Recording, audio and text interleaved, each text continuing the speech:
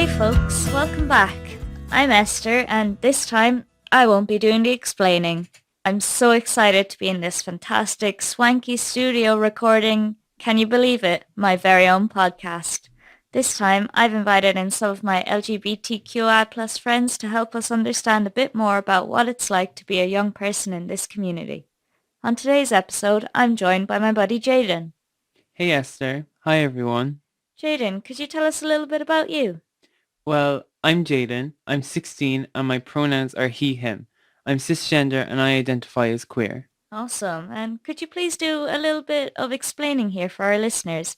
What does queer mean to you? And for those who might not have heard of this term before, maybe you could let the good people know a bit more about the word cisgender. Sure.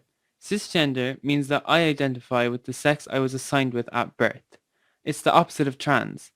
And queer, well, I guess queer might mean different things to different people, but for me, it feels less restrictive.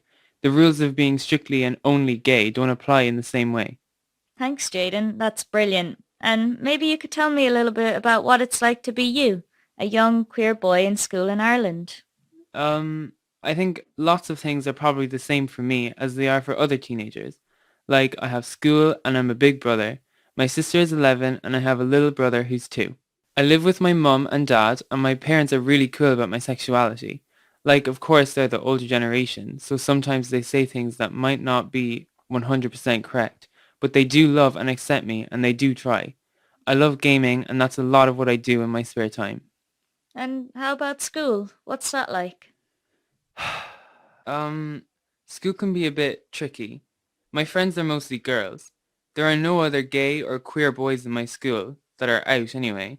They pretty much all love hurling and can be very judgy or past remarkable. I think there's this like pack mentality that comes with being this age. And if one guy says something, it's like the rest are too scared to challenge him or say something that makes him stand out as different. I feel like the girls in my year are way more comfortable to stand up and say something or to challenge one another. They're not as afraid of difference.